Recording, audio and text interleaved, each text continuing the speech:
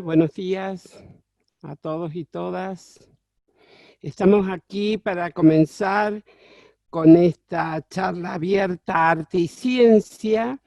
En primer lugar, quiero agradecer la presencia de todos ustedes en esta charla organizada dentro de las segundas jornadas de puertas abiertas de nuestra Universidad Nacional de los Comechingones. Los invito a ver un video para después comenzar con la charla propiamente dicha. La Universidad de los Comechingones es una universidad nacional, pública y gratuita, cuya sede está en la Villa de Merlo, provincia de San Luis.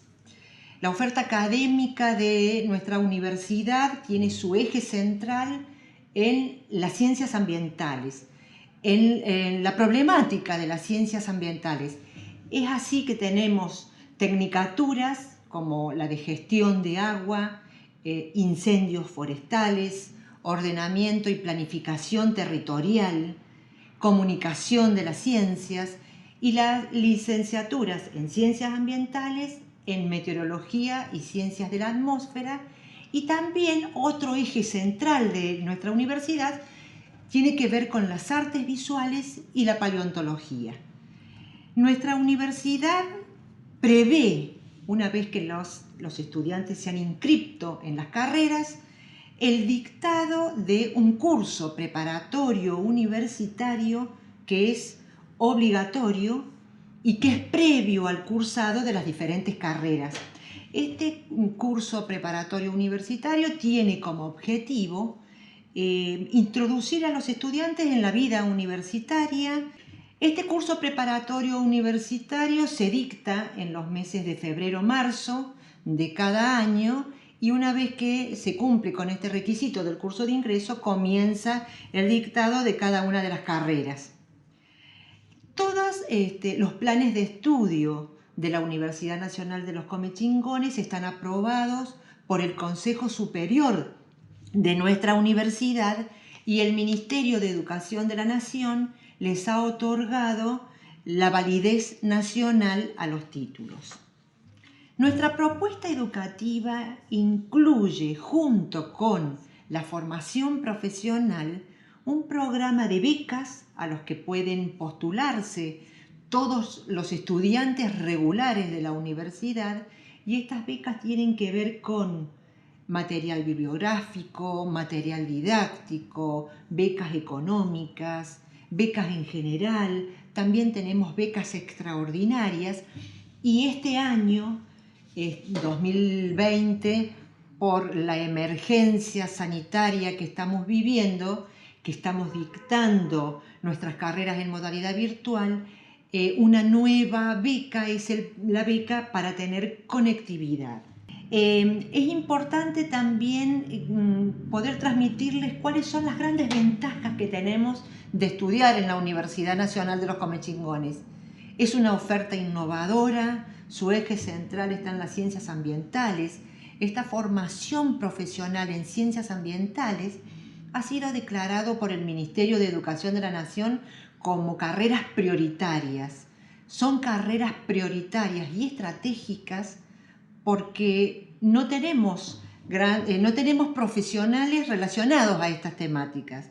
Es por eso que también son carreras que vienen a cubrir áreas de vacancia, es decir, carreras que no dictan otras universidades cercanas a la Universidad Nacional de los Comechingones y que, bueno, nosotros apostamos a esta formación profesional.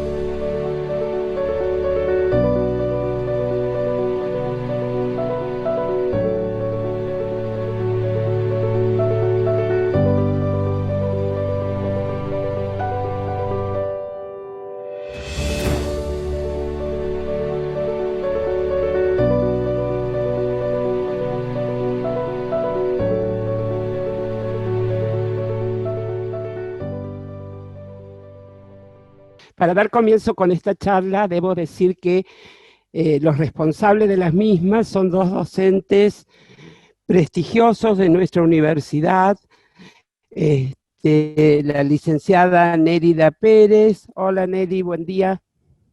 Hola, ¿qué Nelly. tal? Hola, mucho gusto de estar Y acá con ustedes. el magíster Mario Rodríguez. Debo decir que Nelly Pérez nos acompaña desde hace un tiempo en esta universidad, quienes hemos tenido el gusto de trabajar con ella sabemos de su compromiso y de su preparación, y es el responsable del taller de arte y ciencia de la carrera en licenciatura en artes visuales. Lo mismo Mario Rodríguez, prestigioso docente e investigador, que nos acompaña también desde hace un tiempo en esta universidad, como profesor de física. También está invitado a esta charla. Hola, Mario. Les doy la palabra a ustedes para que comiencen con el desarrollo de la misma.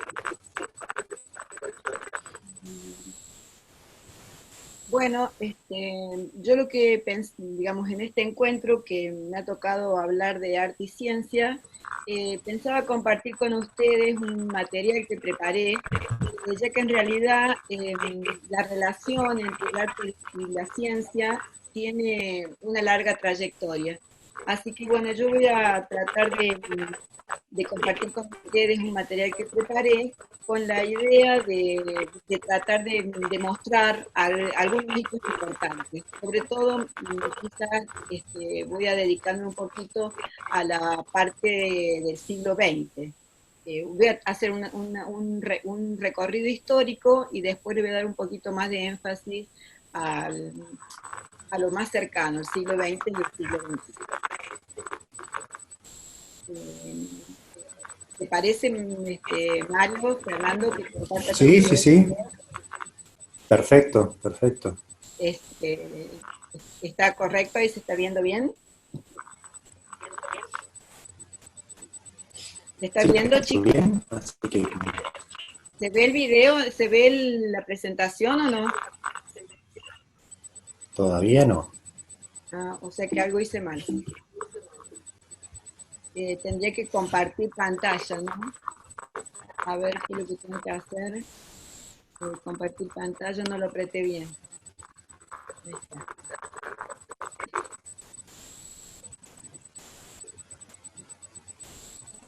Ahora. Ahí está bien. Ahí Ahora se ve sí. tu pantalla. Ahí sí. Bueno, el arte y la ciencia son dos formas de conocimiento aparentemente alejadas y en gran medida a consecuencia de la especialización y de la educación compartimentada. La realidad es que arte y ciencia sí están conectadas y ninguna forma de conocimiento es permeable a la otra, digamos. Las primeras ilustraciones de animales y plantas, las colecciones, las maravillas naturales, el trabajo de los artistas, a lo largo de la historia, el ser humano ha ido representando de diferentes maneras lo que ha jugado un papel fundamental en la generación de conocimiento científico. Pero esta influencia también se ha dado en dirección inversa, ya que los descubrimientos científicos han servido de inspiración y han influido en el desarrollo de técnicas pictóricas y marcado el devenir en la historia del arte.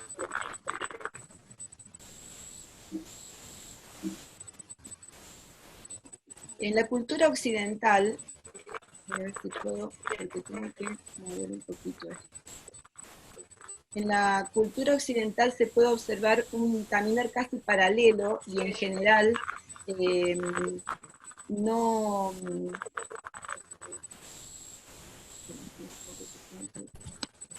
veo bien, ahí está.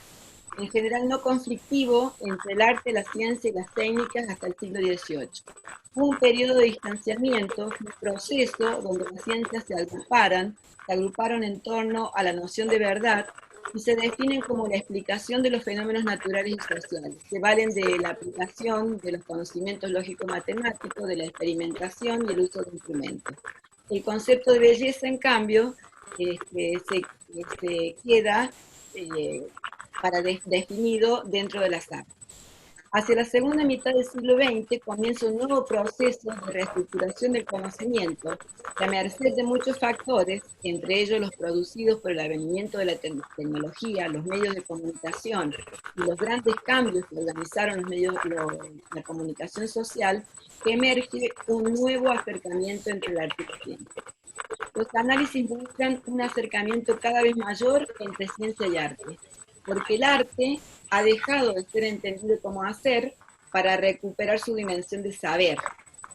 Si el arte es una forma de saber, está entonces próximo a la ciencia. Si la ciencia no tiene una metodología estricta y no ha logrado demostrar su superioridad como saber, arte y ciencia son actividades semejantes, que pueden mutuamente aportar a la interpretación y comprensión de la realidad.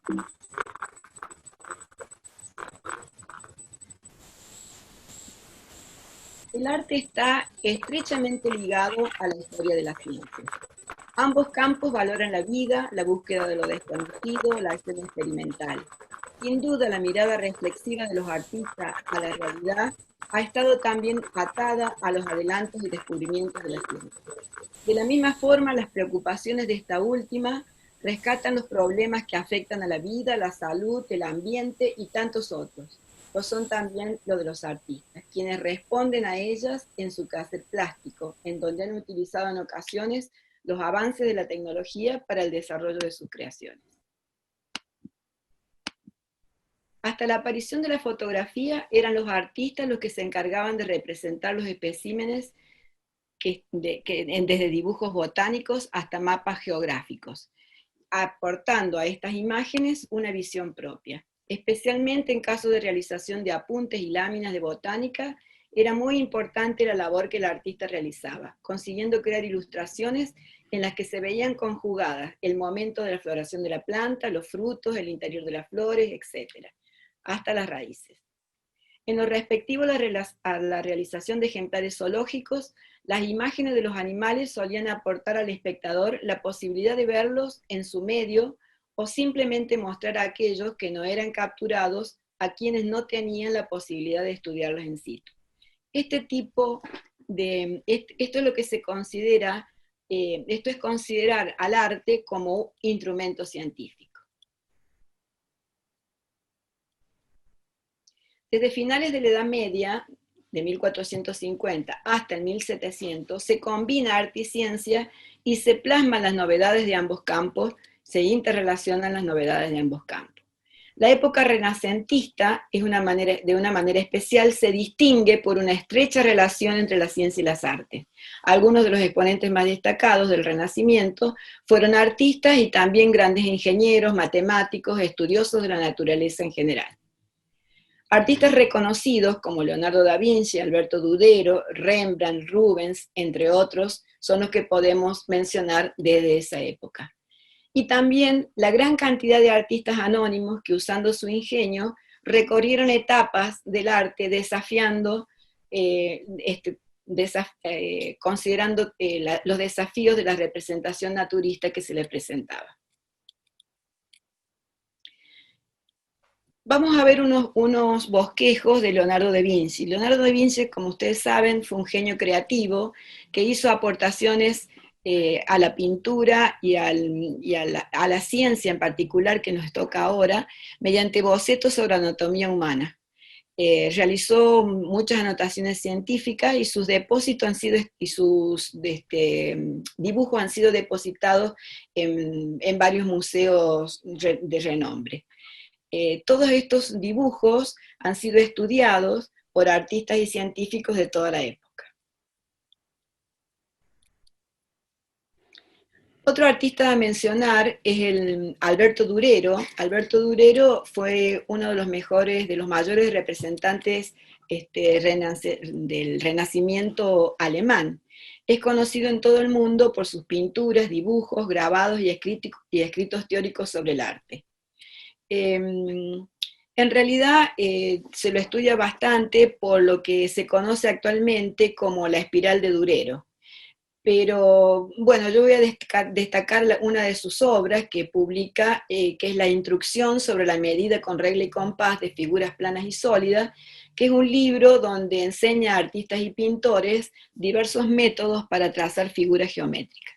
Pero no lo traigo a colación aquí por este tema, sino que en realidad lo traigo a colación aquí por el siguiente tema.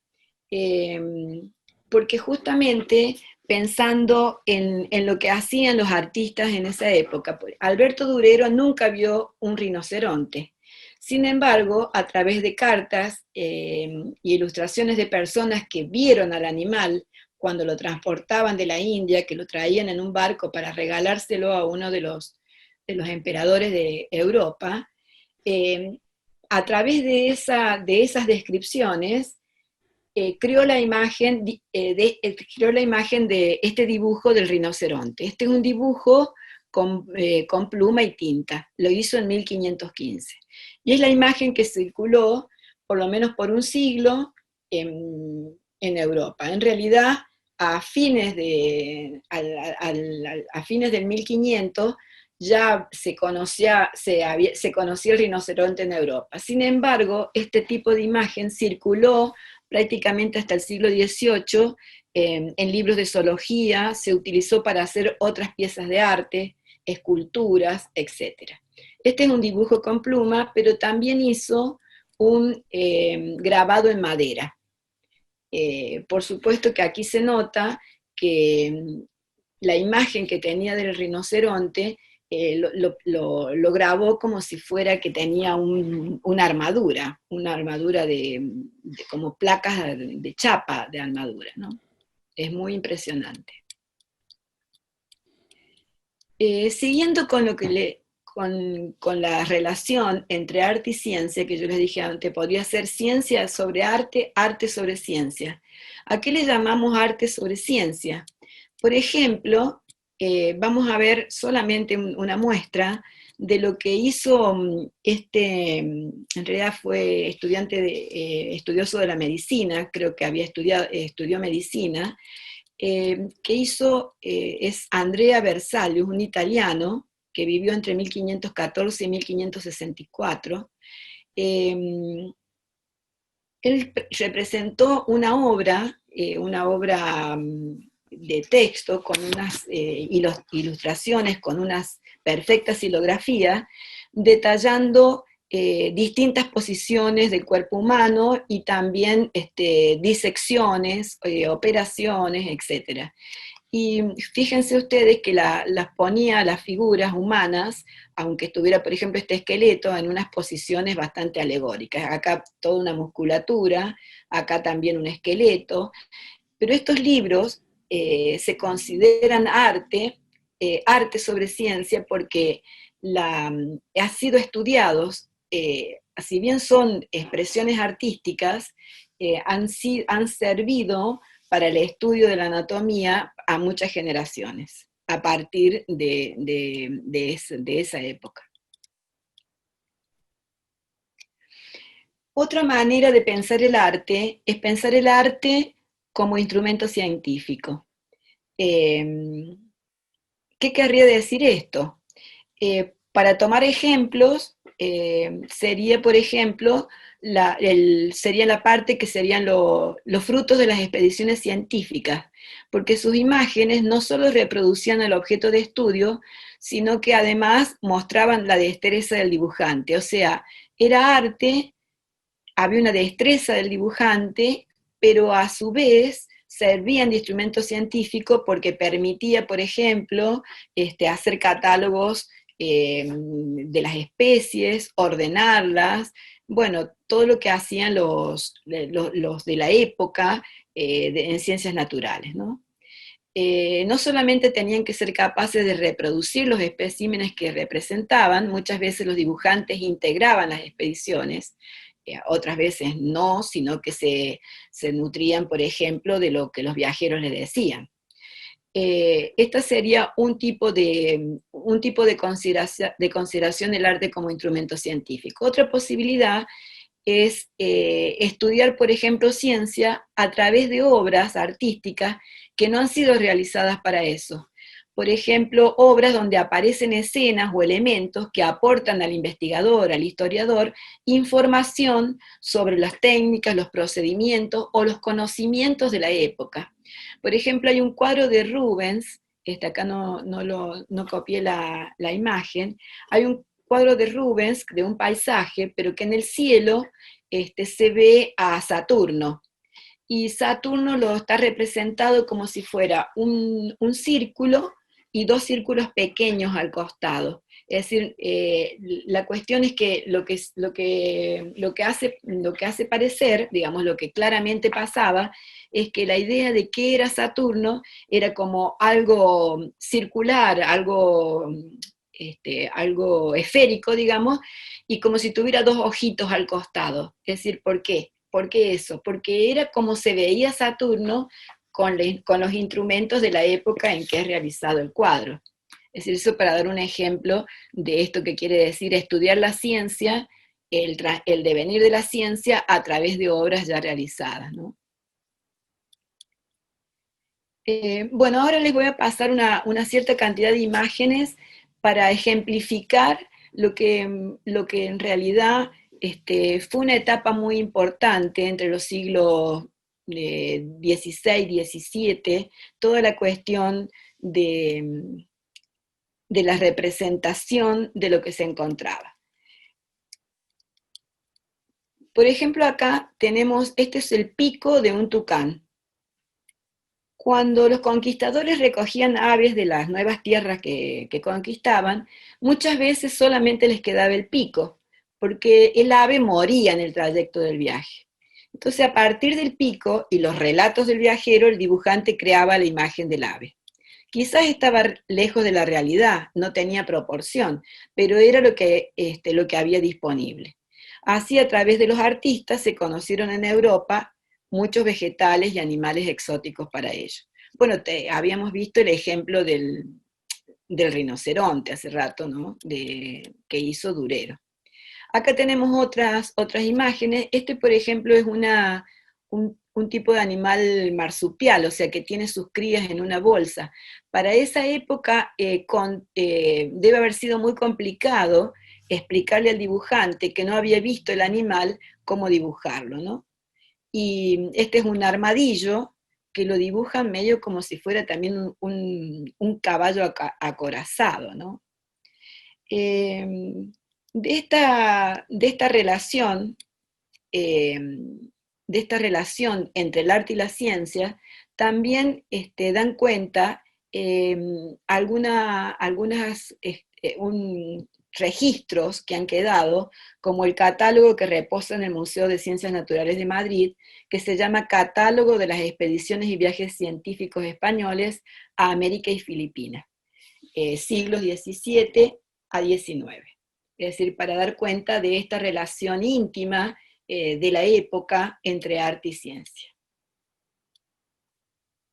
Bueno, este es un dibujo también que está en el Museo de la Royal Society, que en realidad es una pulga, pero ya es diferente porque es una ilustración tomada de una vista de microscopio. Es para mostrar la importancia que tenía el dibujante, ¿no? El mundo marino también fue dibujado a lo largo de todo el tiempo, inclusive como se le agregaban las cuestiones que el artista quería poner, quería la imaginación, si podemos pensar en Julio Verne, las obras de Julio Verne, que después muchas de ellas fueron realidad, pero en realidad en la época que que se hacían estas ilustraciones, muchas veces no se disponían de los peces ni lo que se encontraba en el mar, ya que era muy complicado, porque muchas de las especies, ustedes saben, viven a mucha profundidad, y en esa época más de 5 metros, no sé si habían visto alguna vez algo diferente. Entonces, bueno, los rescates de estas ilustraciones también tienen la impronta del dibujante, del artista, porque justamente cuando se retira del agua alguno de estos animales, muchas veces pierde el color, o sea, y además le ponían las improntas que el artista quería, ¿no? Esto es más reciente, es de 1904, la parte de los pulpos y las medusas. Los peces, fíjense, son de alrededor de 1500 estos dibujos. Esto es algo sumamente impactante. Este es un cuadro que acá ustedes no notan mucho, pero son todas figuritas.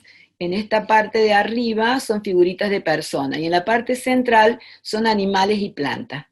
Es una pintura en óleo bastante grande, de 3,30 m por 118, está en el Museo Nacional de Ciencias Naturales en Madrid, y es un cuadro que se encargó para retratar, para dejar en una forma visual la historia natural geográfica del Reino del Perú, el año 1779. Se entremezclan texto e imagen como si fuera un libro. En realidad, el pintor nunca estuvo en Perú y no conocía ni la fauna ni la fauna ni la flora de la región. Sí, el artista encargado de la parte literaria, que es José Ignacio Lecuanda, que fue encargado del texto, y el de transmitir algunas de las interpretaciones que hizo el pintor. El cuadro tiene 194 imágenes, una porción que es un mapa, también tiene escritos, y además se acompaña como de un cuadernillo de escritos hechos por José Ignacio. Hasta acá como que entra todo lo que he estado describiendo, sería arte para la ciencia, así como una expresión, ¿no? No podía dejar, cuando me pidieron esto, de decir, bueno, voy a relacionar más el arte, digamos, con la biología, con las ciencias naturales. Pero como soy matemática, digo, bueno, algo voy a decir de la matemática. Así que, bueno, introduje también un poquito de la relación entre la matemática y el arte. En realidad los principios matemáticos tienen un correlato artístico importante, digamos, ¿no? En muchos casos el campo estético termina legitimando teorías matemáticas. Bueno, para destacar, digamos, las áreas de la matemática relacionadas con el arte son muchas, pero voy a detallar las más importantes. El tema de las proporciones, la geometría de los polígonos, los cubrimientos del plano, la simetría, las curvas y superficies notables, entre las que podemos citar las formas espiraladas, la cinta de Möbius, la geometría de los poliedros y de otros cuerpos, las geometrías no euclidianas como la proyectiva, la hiperbólica, la descriptiva, la computacional y la fractal, la teoría de grafos, el diseño geométrico usando computación. Es decir, la matemática está muy relacionada con el arte. Entonces, bueno, para seleccionar un poco qué mostrar de la matemática con el arte, no me fui a los renacentistas, voy a tratar de mostrar algunos de los temas del siglo XX, digamos, ¿no? Pensando en las vanguardias artísticas que tuvieron como protagonista la geometría, voy a rescatar lo que el pintor Cézanne afirmó. En la naturaleza todo está modelado según tres módulos fundamentales: la esfera, el cono y el cilindro. Es necesario aprender a pintar estas sencillísimas formas y luego se podrá hacer todo lo que se quiera. Pero una vez creadas las formas, hay que relacionarlas entre sí. Ese es el problema de los planos, su orden y articulación, o sea, la composición. En este aspecto, este pintor inició una nueva solución del problema de la perspectiva. Esas modificaciones crearían el movimiento llamado cubismo, que es la destrucción completa de la perspectiva renacentista y da lugar a una nueva dimensión del espacio pictórico.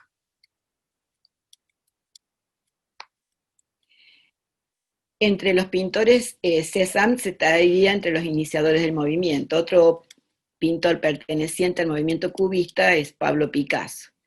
Bueno, aquí tenemos dos obras, una de Cézanne y otra de Pablo Picasso.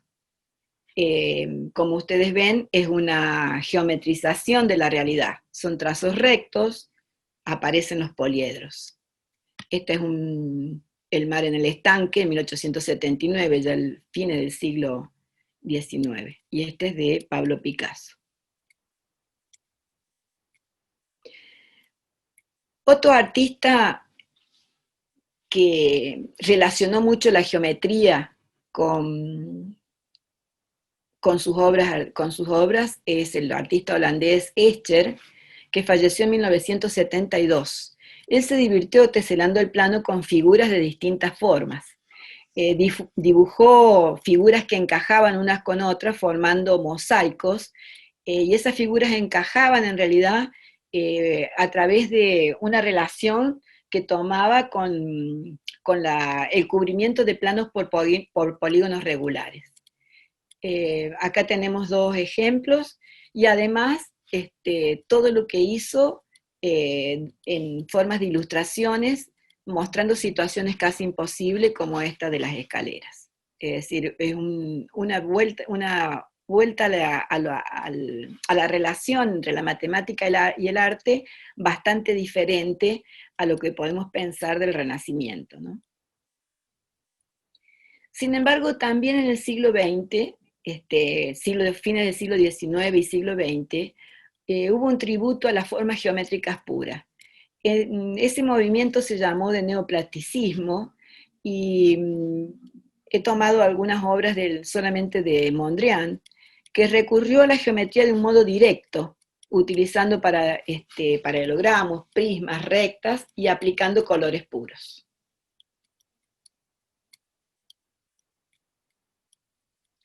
No podíamos dejar de lado a un gran artista español, a Salvador Dalí. ¿Por qué lo traigo a Salvador Dalí? En esta obra, que se llama Leda Atómica, es uno de los artistas que utiliza la proporción áurea, que fue incorporada en realidad a la creación artística desde la antigüedad, porque se consideraba que todo lo que mantiene esa proporción tiene belleza y perfección. Utiliza la proporción áurea Dalí, para lo cual él, para que veamos la relación, para poder entender la cuestión, para poder entender cómo utilizar la proporción áurea, estudia en 1947 con el matemático Mitila Ghica, un matemático rumano, y después de hacer varios cálculos, en realidad realiza este boceto que tengo acá a la derecha, donde ve que se ubica en el pentagrama, llamado pentagrama, o sea, el pentágono regular, que mantiene entre sus diagonales y lados la proporción del número de oro, y bueno, encuadra dentro del pentágono regular a Leda mirando y acariciando el cisne. O sea que sería una estrella o también se puede decir el pentágono regular o estrella de 5 puntas. Bueno, eso sería como dentro de lo clásico. Aparece un objeto matemático nuevo, o sea, a partir de 1975, el matemático Mandelbrot trabaja con un objeto matemático nuevo que son los fractales. En realidad los fractales existían matemáticamente desde principios del siglo XX, pero no tenían esta denominación, como por ejemplo el triángulo de Sierpinski, el conjunto de Cantor, etc. Pero Mandelbrot le da el nombre de fractal. Y justamente con el advenimiento del uso de la computación, el desarrollo de las computadoras, de las grandes computadoras, cobra auge el arte fractal, porque es un arte algorítmico. El desarrollo matemático fuerte de Mandelbrot se hace alrededor del año 75. El arte comienza a desarrollarse a partir de los 80, y se crea con el uso de programas informáticos, es decir, no es un arte manual. En algunos casos, las imágenes no fractales se pueden incorporar al diseño para crear un trabajo híbrido. Bueno, debido a que se basan en fórmulas matemáticas, los fractales son una forma de arte un poco inusual, pero ha sido adoptado dentro del arte digital. En este caso, no es el primer caso en que los artistas han confiado en la matemática para su creación artística, como hemos visto, ¿no? Esta forma de arte se basa en los cálculos de objetos fractales que se representan como imágenes. El arte fractal no solo es creado por artistas, sino por matemáticos aficionados interesados en sus conceptos. Este tipo de arte se considera distinto del arte computarizado, que se basa en el software para crear. El arte fractal es dirigido enteramente por el artista matemático, digamos, es como que sabe las dos cosas, y apoyado por sus cálculos y modificaciones. Hay varios artistas notables que usan fractales para crear arte, ¿no? Hay exposiciones por todo el mundo, y el mexicano Juan Carlos Guardero es uno de los exponentes más destacados del arte fractal en Latinoamérica. Vamos a ver algunas imágenes. Por ejemplo, esta está hecha, digamos, por supuesto, con un programa. Ustedes, como ven, una de las características del fractal es que tiene una autosimilitud, digamos. Los fractales en la naturaleza, que es otro eje que se estudia, pensemos en, por ejemplo, un coliflor. Un coliflor se dice que es autosemejante, porque si uno ve la forma grande, es como si fuera una esferita, ¿no? Pero va sacando cada repollito, cada pedacito chiquito, y es similar al grande. Vuelve a sacar más hojitas y es similar al grande. Es decir, el fractal lo que quiere decir es como que está quebrado, que uno puede volver a hacerlo. En la naturaleza, por ejemplo, está lleno de fractales. Por ejemplo, el pino se puede decir que es un fractal. Tenemos la forma general, y después vamos tomando hojita por hojita y se tiene lo que se llama la autosimilitud. Lo que pasa es que esto se crea con programas de computación. Esta imagen ya, por supuesto, es irreal, ¿no? Y tiene y en la naturaleza no te podés ir hasta el infinito, y acá lo que se crea es que uno se puede achicar bastantísimo, casi como el infinito, digamos. Acá tengo dos imágenes más. Esta es creada por una argentina, Irene Mercedes Aguirre, es una de las artistas que hace fractales en Argentina. Y esta es una imagen tomada, justamente aquí abajo tengo de dónde fue tomada.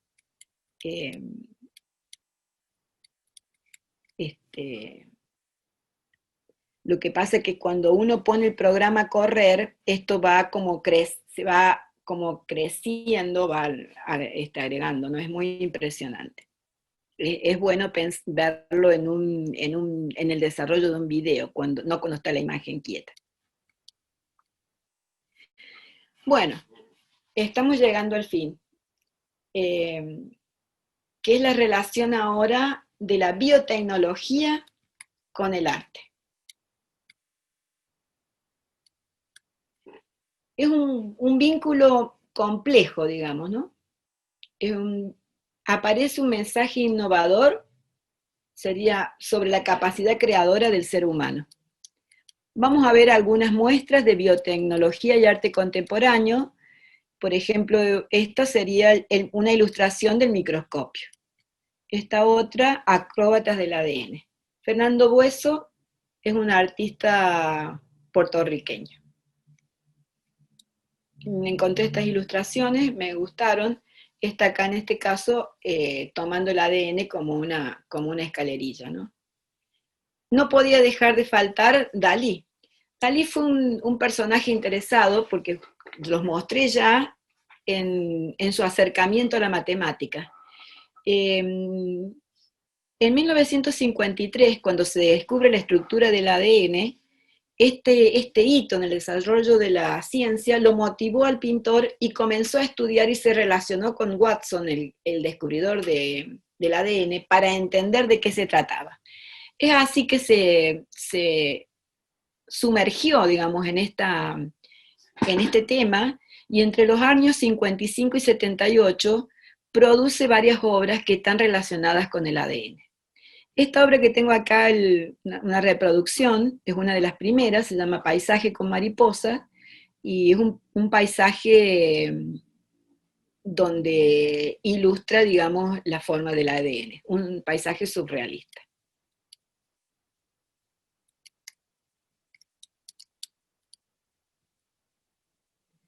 Bueno, la otra cosa que tenía para decir de Salvador Dalí es que justamente con este tipo de temas, había pensado en mostrarle otra diapositiva de él, pero bueno, creo que la borré. Lo que sí quería decir de Dalí, que con este tratamiento, con esto que él comienza a pintar el ADN, podría considerarse como un precursor de lo que va a ser el bioarte, es decir, como un precursor de la relación entre la biología molecular, digamos, y el arte. ¿Qué es el arte? ¿Qué es el bioarte? Es conocido como arte transgénico, bioart o arte genético. Es un neologismo aparecido a principios del siglo XXI para designar genéricamente un conjunto de prácticas artísticas que relacionan arte, biología y muy frecuentemente tecnología. Es una de las corrientes más arriesgadas de los últimos años y se la considera una de las vanguardias del siglo XXI. Acá tenía la diapositiva de Dalí que les quería decir, ¿ven? Esta obra se llama Árabes desoxirribonucleicos. En realidad, él estaba fascinado con la biología moderna y encuentra una relación en el ADN al tener dos espirales, lo piensa como que son el mundo cristiano y el mundo musulmán entrelazados, y que la historia no tan solo es la persistencia genética de las dos, digamos, de los dos mundos. Entonces hace este cuadro que le llama Árabes desoxirribonucleicos, que, como les dije hace rato, justamente este tipo de cosas lo convierten a Salvador Dalí en un pionero, digamos, del bioarte. Nelly, por favor, vamos redondeando así, Bueno, le damos la palabra a Mario y podemos tener un espacio de preguntas al final, si no se nos bueno, va a agotar el tiempo. bueno, les muestro nada más. El bioarte utiliza herramientas de biotecnología y la genética para provocar piezas de artes que exploran técnicas científicas. El creador, se lo considera el creador, el que inició esto, a Eduardo Kac, que nació en Brasil en 1959. La obra de él es este conejo, que es un conejo fluorescente, donde hace una combinación genética entre una medusa del Pacífico y un conejo albino.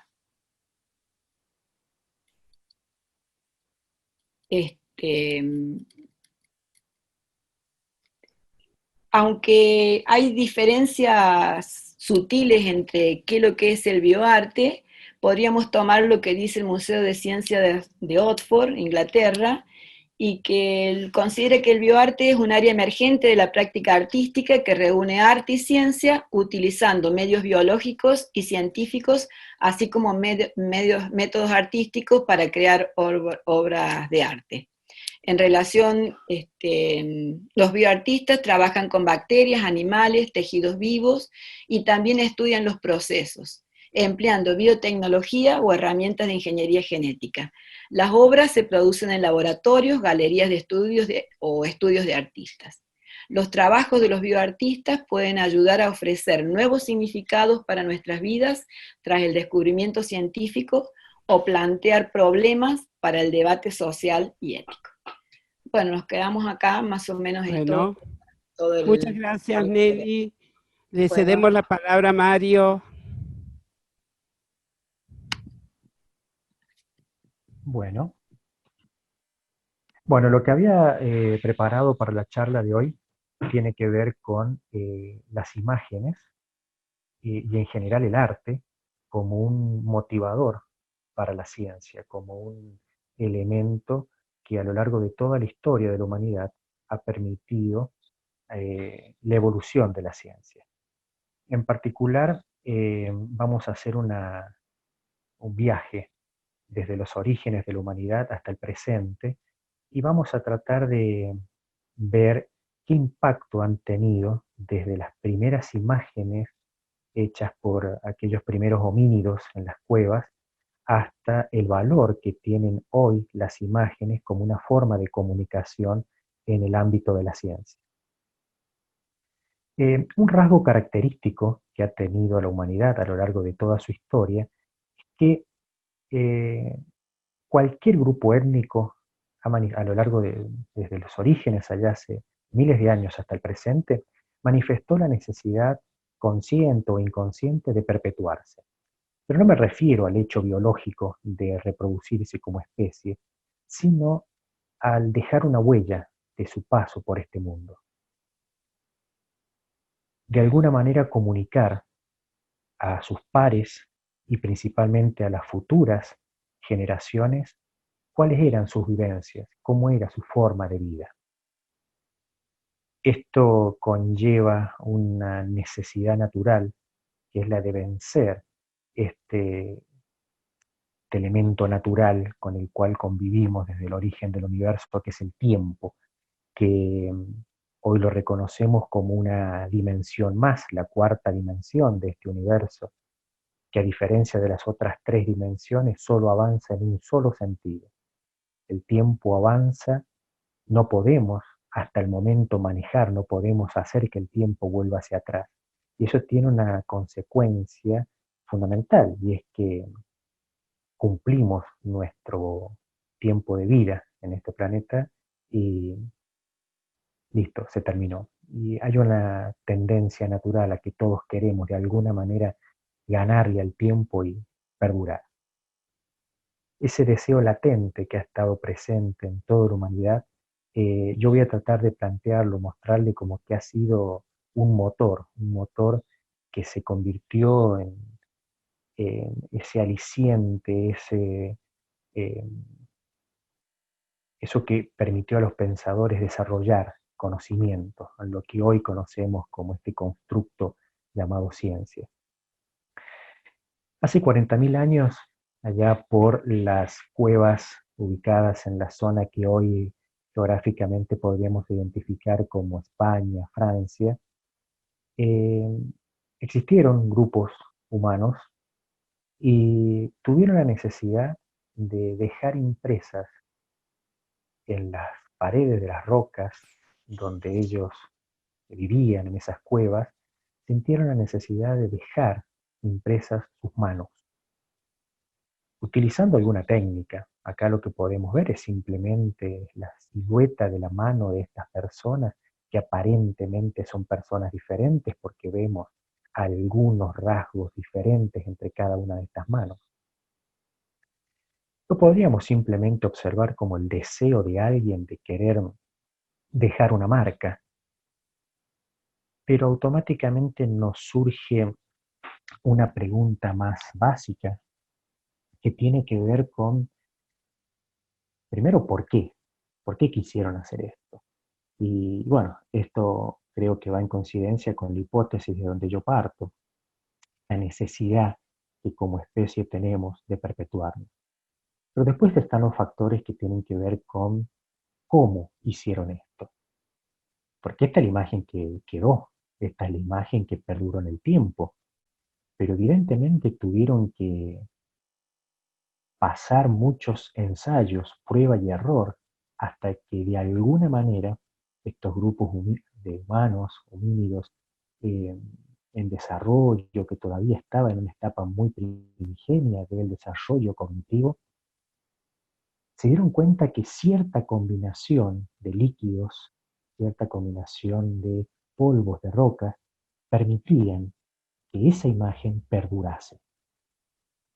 Hoy sabemos, en base a la reconstrucción que se han hecho, al análisis que se han hecho de estas imágenes, que, por ejemplo, una técnica probable que se utilizó para dejar esta impresión en la roca es el pulverizar, soplando, mediante algún dispositivo, vaya a saber qué forma habrá tenido, pero soplando tipo spray sobre la mano apoyada en la roca, y esa nube de ese líquido imprimía sobre la pared el negativo de la mano, porque lo que estamos viendo es eh, el obstáculo que puso mi mano para que esa pintura pudiera adherirse a la pared.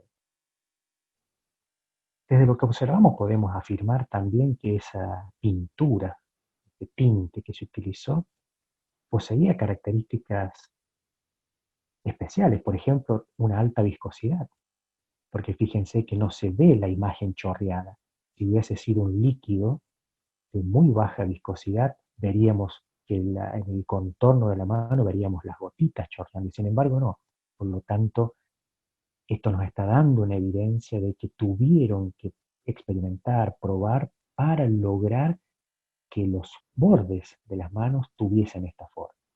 Y así uno podría seguir utilizando esto que, bueno, hoy lo conocemos bajo el nombre de método científico, y es el hacernos preguntas respecto de lo que observamos y tratar de dar explicación.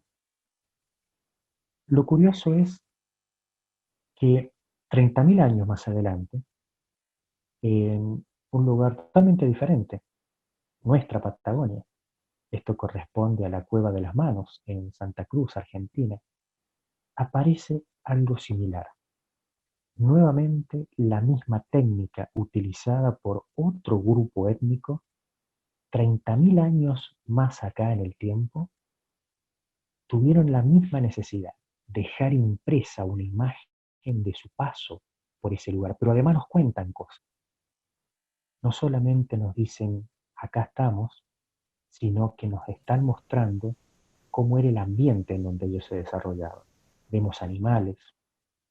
Esta imagen en realidad es mucho más grande. Yo me quedé con este extracto de la imagen, pero se ven animales pintados con distintos colores. Los colores están significando animales de distintas especies.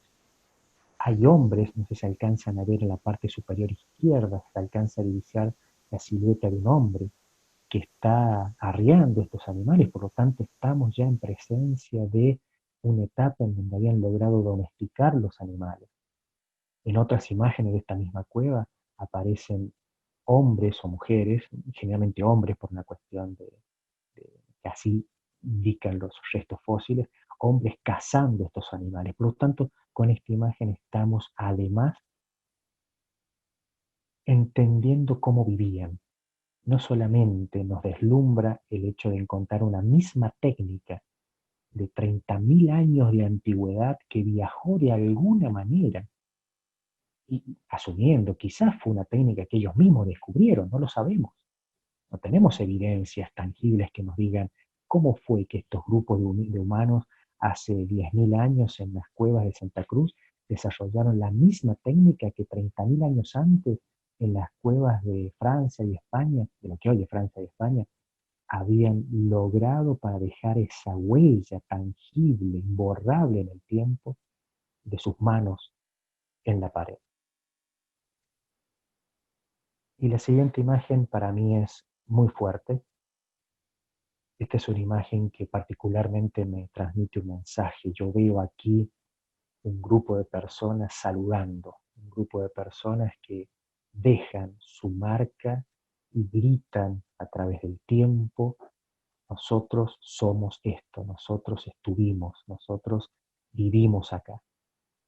Es una imagen muy, muy fuerte. Realmente podemos ver distintas manos, todas ahí, todas juntas, todas conviviendo, todas transmitiendo este mensaje. Por lo tanto, la hipótesis desde donde yo partí, esta necesidad de hacer cosas, y muchas de esas cosas han pasado por expresiones artísticas de toda índole, ya vamos a ver cuáles han sido las otras expresiones, la necesidad de perpetuarnos, la necesidad de dejar un rastro en el tiempo, que venza el tiempo para dejar evidencia de que estuvimos. Y seguimos avanzando. Hace 4.500 años, 4.700 años, otro grupo étnico, cuna de la civilización, en Egipto, a la orilla del río Nilo, se desarrolló esta gran civilización, de la cual hay mucho para contar, pero lo curioso es que nuevamente cumplieron con ese deseo, esa necesidad innata de dejar una evidencia de lo que fuimos, de lo que éramos, de cómo vivíamos.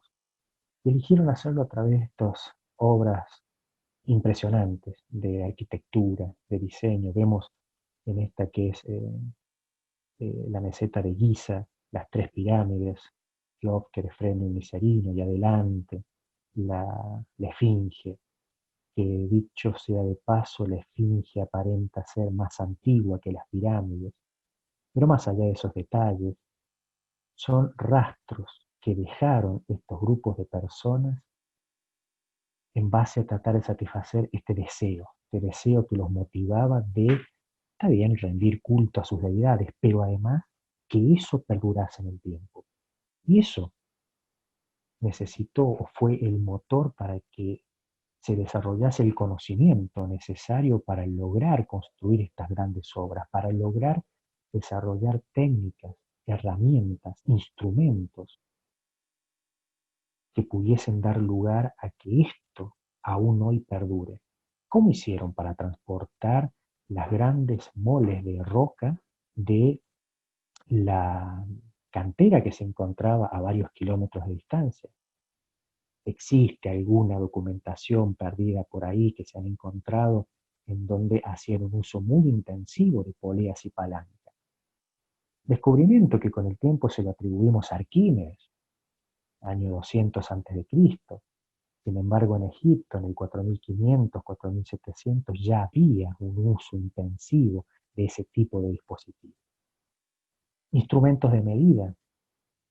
Los egipcios utilizaban para poder darles las instrucciones a sus capataces, por ponerle de alguna manera, que comandaban esas tropas de hebreos esclavos, utilizaban varas que eran todas de una misma medida. Claro, tenían que ser un instrumento de medida, con lo cual se pasaban las instrucciones de cuántas varas tenían que medir tal roca, muro de tanto por tanto. Por lo tanto, este afán de querer construir esta obra fue el motor para que surgiese todo este conocimiento. Lamentablemente, mucho de este conocimiento se perdió. Hoy existen muchas especulaciones respecto de cómo fueron construidas, pero hay un hecho concreto. Por ejemplo, la forma en la cual están puestas estas tres pirámides guarda una muy curiosa relación con el cinturón de Orión. El cinturón de Orión son las tres Marías, como les llamamos nosotros aquí en Argentina, en Occidente. Eh, Eso quiere decir que de alguna manera los egipcios tenían un conocimiento de la astronomía. Vaya a saber cuál fue la motivación que hizo querer poner estas tres pirámides de esa manera. Pero el hecho concreto es que si uno compara el plano de distribución de las pirámides, coincide con la forma y la distribución que ocupan esos tres astros en nuestro cielo. 4.000 años avanzamos. Estamos haciendo un paseo temporal que pretende llegar hasta nuestra fecha. Y tuvieron que transcurrir 5.000 a 4.000 años para que, de nuevo, en otra región, totalmente distante, de nuevo en América, en nuestros suelos, otra civilización, otra cultura, los mayas, construyeran curiosamente un monumento dedicado a sus dioses con similares características. Nuevamente aquí vemos el desarrollo de unas técnicas, de un conocimiento en pos de querer satisfacer ese deseo, complacer a esos dioses. De los mayas, lamentablemente, la conquista española hizo que perdiésemos muchos de sus registros históricos, muy poco es lo que sabemos. De lo poco que sabemos es que tenían un conocimiento muy profundo de la astronomía. Hay un hecho curioso que tiene esta pirámide, que en el equinoccio de primavera, que dicho sea de paso fue hace 4 días, la forma de esos escalones proyecta una sombra que a medida que el sol se va escondiendo en el horizonte, asemeja a una serpiente que sube hacia el extremo de la pirámide. Díganme si eso no es una muestra de utilizar un conocimiento astronómico en procura de dejar un mensaje casi poético respecto del significado que tenía esta pirámide para esta cultura. Avanzamos 1000 años y seguimos en América, en Perú, en esta meseta en donde encontramos estas obras que hasta el día de hoy nos motivan a hacernos muchas preguntas, pero están. Son obras que representan animales, que representan, hay una persona, pero están ahí y fueron hechas, vaya a saber cómo, qué técnicas utilizaron, pero lo más curioso de todo es que estas imágenes solo pueden ser vistas desde una gran altura. Sin entrar en especulaciones de por qué lo hicieron de esta manera, lo que nos interesa y lo que nos llama la atención es el cómo. Fíjense lo recta que son esas líneas. Fíjense cómo se mantiene la relación de paralelismo entre estos segmentos. Esto evidentemente hizo que esta cultura pudiese desarrollar las técnicas y los instrumentos necesarios para poder hacer. Hoy todos los instrumentos de geodesia nos permiten hacer esto con mucha facilidad, pero estamos hablando de una cultura que vivió hace mucho tiempo. ¿Cómo hicieron para trazar líneas rectas? Evidentemente, desarrollaron un conjunto de saberes, de conocimientos, con los cuales pudieron desarrollar estos instrumentos que les permitió concretar esto, que para ellos tenía un significado. Y si seguimos avanzando, y esto es algo que ya mencionó la profesora, y ella lo hizo con mucho más detalle de lo que lo voy a hacer yo, pero podemos citar de hace tan solo unos 500 años, hace muy poquito, segundos, diríamos, en la cronología de nuestro universo que tiene 13.800 millones de años, hace nada, tuvimos exponentes del arte, como por ejemplo el gran Leonardo, personas que mediante sus obras transmitían mensajes. Obviamente cuando uno ve las obras de Leonardo se queda maravillado por cómo son, simplemente por solo verlas ya quedamos maravillados. Pero además, este gran artista tuvo la genialidad de dejar mensajes ocultos en sus obras. Y para poder descifrar estos mensajes, necesitamos de conocimiento, y ese conocimiento es el conocimiento que aporta la matemática. En las obras de Leonardo están presentes relaciones de proporcionalidad entre los segmentos que representan las diferentes partes, por ejemplo, del hombre de Vitruvio, que es esta obra que estamos apreciando. Y esas relaciones de proporcionalidad dan lugar a un número. La profesora Nelly recién lo mencionó, el número de oro. Es un número de oro, es un número que está presente en la naturaleza, así como tenemos el número pi, que aparece en la naturaleza en infinidad de fenómenos. Cuando hacemos girar una rueda, esa es la forma en la cual más fácilmente podemos encontrar el número pi, el valor del número pi, simplemente haciendo girar una rueda sobre el piso y ver cuántas veces el diámetro entra en esa marca que dejó la rueda al hacer una vuelta completa. Pero también el número pi aparece en la expresión matemática que explica cómo se propaga una onda, un rayo de luz. El número pi aparece en la expresión, el modelo matemático que explica cómo los campos magnéticos se propagan en el espacio.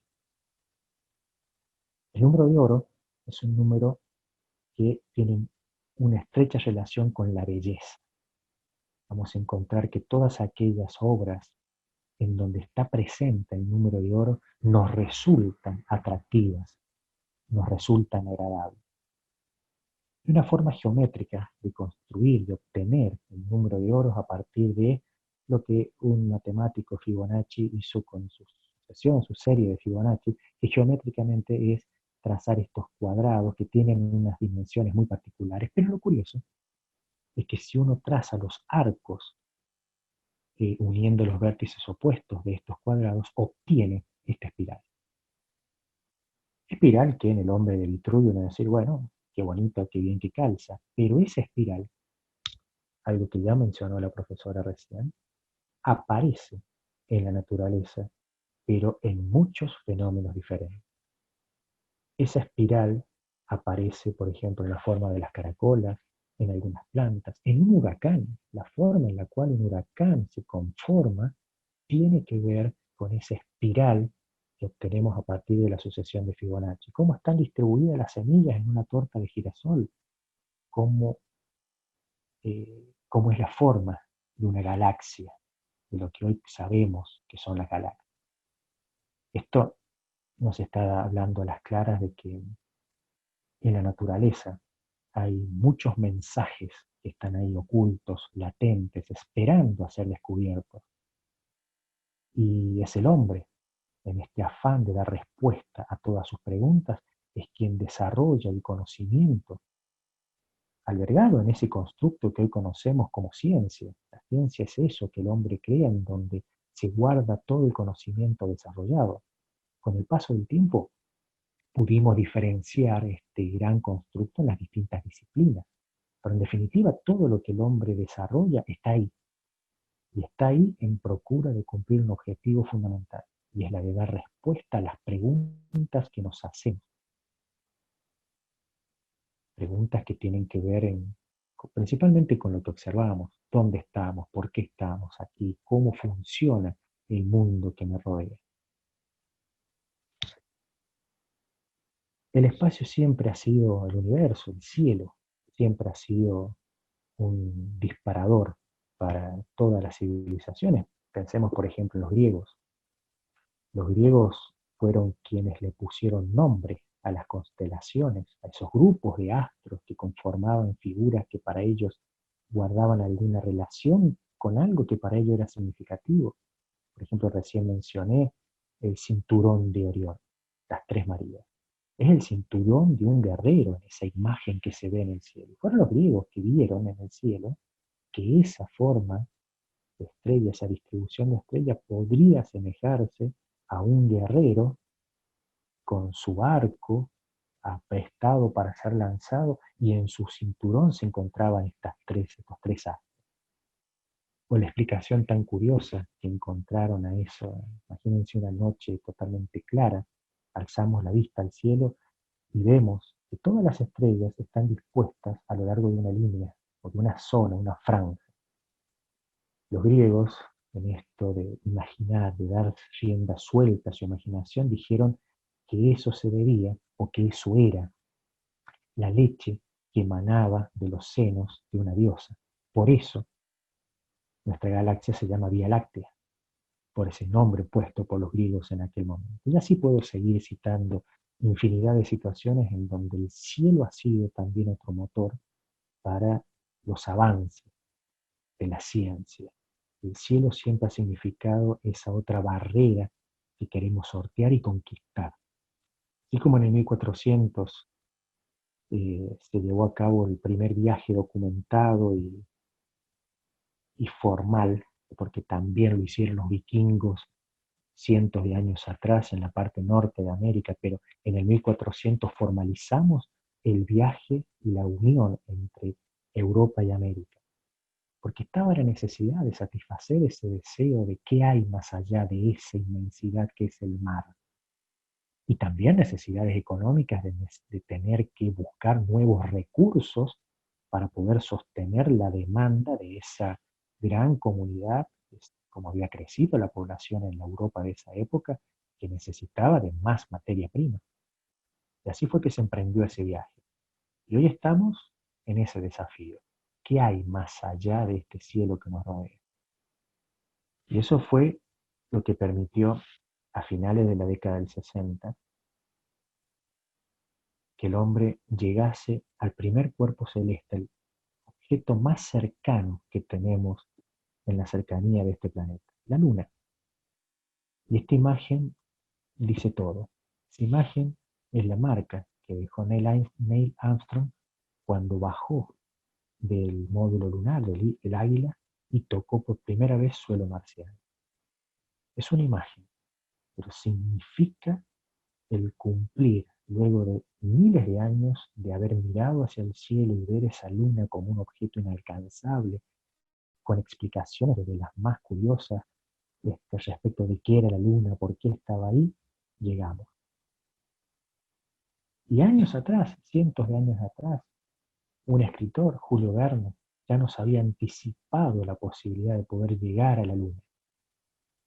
También nos anticipó la posibilidad de, con su hermoso libro 20.000 leguas de viaje submarino, de la existencia de máquinas con las cuales podríamos andar bajo el mar a grandes profundidades. Algo impensable en esa época, imposible de concretar. Sin embargo, el paso del tiempo lo convirtió en realidad. Ese deseo, esa obra, esa ilusión que en este caso plasmada en una obra literaria, motivó a estas mentes curiosas, estas mentes que andan ávidas de encontrar respuestas a las preguntas, nos permitió que en 1969, un 20 de julio, precisamente festejamos el Día del Amigo, porque todo el planeta estuvo hermanado mirando juntos el arribo de esos dos hombres a la Luna. El pobre Buzz Aldrin quedó dando vueltas alrededor de la Luna, contemplando a sus amigos, viendo qué estaba pasando. Pero bueno, le tocó eso a él. Nuestro primer punto de arribo fue la Luna. Años después, no nos conformamos con haber llegado a la Luna, sino que seguimos con nuestra necesidad de explorar, de llegar más allá, de surcar esta barrera que nos aísla del universo, que es el vacío, el espacio, y tratar de mandar nuestro mensaje de que aquí estamos a las estrellas. En el año 1972, con el proyecto las sondas Pioneer, se mandó una sonda a través de un cohete que llevaba esta placa. Esta placa, fíjense que contiene simplemente un dibujo en donde hay ciertas cosas, pero acá hay mensaje. Eso que se ve ahí como una estrella, en realidad es un púlsar. Un púlsar es un cuerpo astronómico que emite radiación muy característica. De esas líneas que emergen de ese punto, si ustedes ven con detenimiento, hay unos pequeños segmentitos que la parten en muchos segmentos chiquitos. Eso es la codificación en números binarios de cuáles son las líneas espectrales de radiación que emite este púlsar, que lo hacen único en el universo. Cada púlsar tiene su propio rango de emisión de radiación, así como nosotros tenemos nuestra huella digital. Cada púlsar es identificado por esta línea espectral. Por lo tanto, le estamos diciendo a esta hipotética civilización que ese púlsar está cerca nuestro. ¿Y quiénes somos? ¿Dónde estamos? En lo que vemos abajo, en un sistema planetario en donde hay un Sol y hay 9 planetas, y que nosotros vivimos en el tercero de ese planeta, y de ahí salió esa sonda. ¿Y quiénes somos? Esas dos personas que estamos ahí. Por cierto, esta imagen dio mucho mucho que hablar por la forma en la cual está la mujer al lado del hombre, de la forma, pero al margen, eso somos nosotros. Por lo tanto, si asumimos como válida la hipótesis de que existe alguna civilización en algún lugar del universo, esta sonda, para llegar a nuestra estrella más cercana, su viaje va a tardar miles de años. Por lo tanto, si asumimos como válida esa hipótesis de que existen, cuando sea encontrada esta placa y esa civilización la detecte y vuelvan a nosotros porque saben dónde estamos, quizás el hombre ya no esté. Y si seguimos consumiendo los recursos de nuestro planeta, la forma que lo hacemos, quizás no estemos. Pero sin embargo, eso no importó para quienes hicieron esto en el año 72. De hecho, muchos de los científicos involucrados en este proyecto ya no están. Sin embargo, fue su deseo de mandar este mensaje a través de imágenes de quiénes somos y dónde estamos. 5 años después, la NASA también se embarca en otro gran proyecto, que fue el proyecto Voyager, en donde se lanzaron 2 sondas. Nuevamente vemos la imagen del púlsar, pero además hay un disco de oro. En ese disco de oro se grabaron voces en todos los idiomas. Se grabó música, Mozart, Schubert, música folclórica de cada país, todos los ritmos. Se grabó información sonora de lo que somos. Y hay instrucciones, ahí en el costado derecho se ven las instrucciones de cómo reproducir este disco, que es un disco que funciona como los discos que había en la década de los 70. Muy simple su tecnología, muy simple. Pero ahí está esa información. Y viajando, de hecho, la Pioneer se perdió de comunicación en el 2003, ya abandonó el sistema solar. ¿Dónde está? No lo sabemos, pero sigue viajando y alejándose de nosotros y en algún momento o chocará contra algo, destruyéndose, o quizás sea encontrada por esta hipotética civilización. No importa, lo importante es que ahí está nuestro rastro de quiénes somos, dónde estamos, cómo éramos. Y para finalizar, me quedo con estas 2 imágenes, separadas entre sí casi 12.000 años. Pero ambas tienen el mismo espíritu, el mismo significado. Mandar un mensaje que trasciende las barreras del tiempo y del espacio. Un mensaje que simplemente dice, yo estuve aquí. Muchas gracias.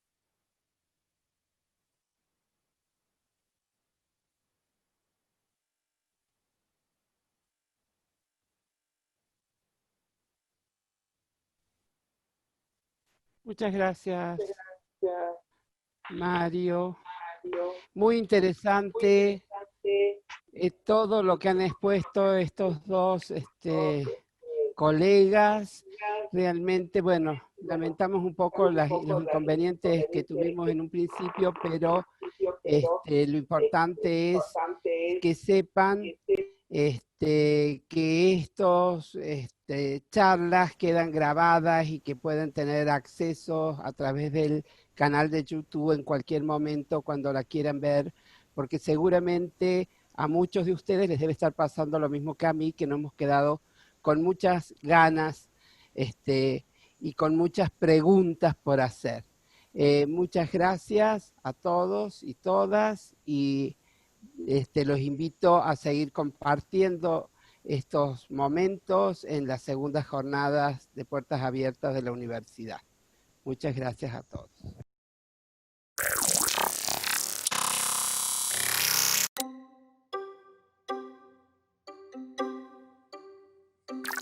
Jornadas de Puertas Abiertas de la Universidad Nacional de los Comechingones. Te contamos todo lo que necesitas saber para las inscripciones 2021. Las preinscripciones comienzan el 21 de septiembre de 2020.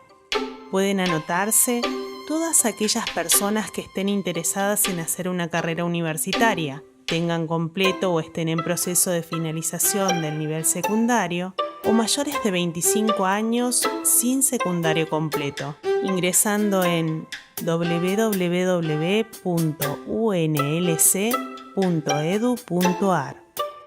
Licenciatura en Artes Visuales. Tecnicatura Universitaria en Artes Visuales. Licenciatura en Ciencias Ambientales.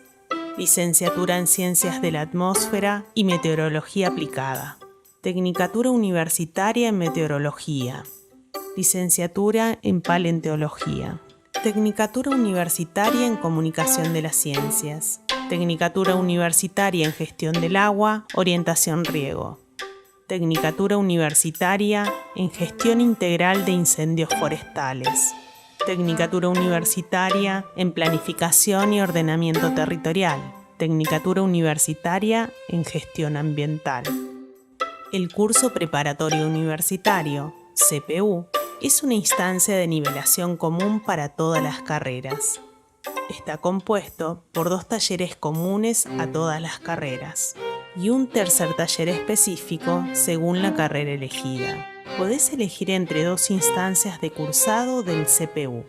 La primera a partir del mes de octubre del año 2020 en modalidad virtual. La segunda instancia en el mes de febrero en modalidad presencial. El CPU tiene una duración de 1 mes y medio. Contamos con un programa de becas que promueve la igualdad de oportunidades, facilitando el acceso, permanencia y egreso de los y las estudiantes.